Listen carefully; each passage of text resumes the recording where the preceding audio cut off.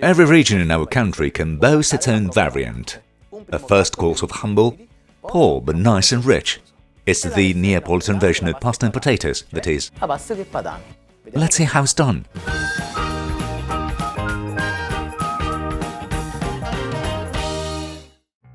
Let's take care of the potatoes right away. They need to be peeled.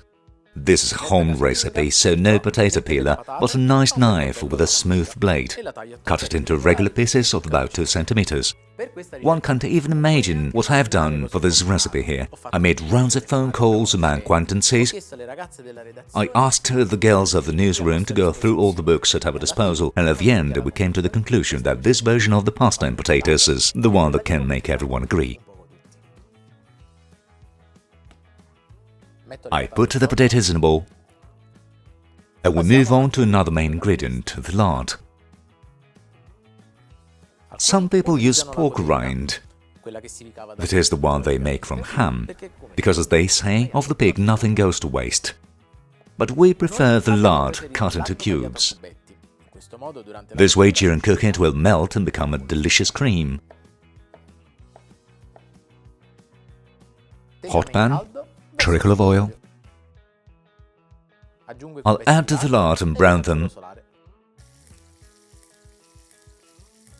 And now celery, carrot and onion. There are those who put them and those who avoid them. However, the good Italian sauté always pleases everyone.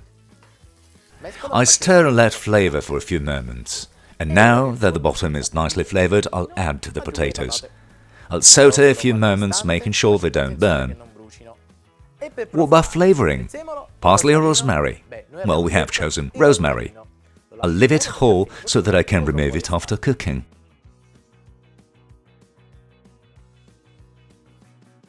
Then I add the Parmesan crust, which I have already rinsed and grated on the outside. That will give the touch of creaminess and flavor that cannot miss in pasta and potatoes. And you know what my grandmother used to do? She would cut it into cubes, and then the luckiest would find more in their own dish. And finally, tomato. Fresh tomato in the summer, canned tomato passata or tomato paste during the rest of the year.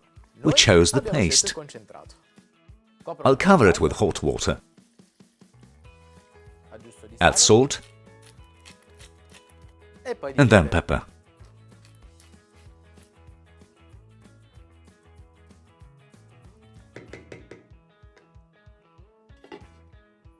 I'll cover it with a lid and let go to my temperature for half an hour, about 30 minutes. Before throwing the pasta in, I remove the rosemary sprig and then mash some of the potatoes. Give it a stir and then immediately add some hot water.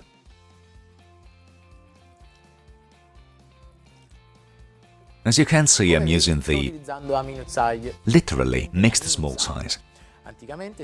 In ancient times, it was obtained by mixing together different shapes of pasta to get an ideal mix for vegetable legume soups. The pasta's cooked, I can dish it up.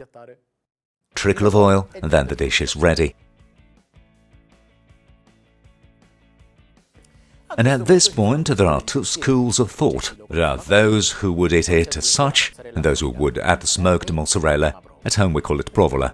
Actually, there's also a third one. Someone in fact would put the dish in the oven, but this is a different story. We'll probably talk about it next time. The recipe Neapolitan pasta with potatoes made you hungry. Cook it yourself and let me know.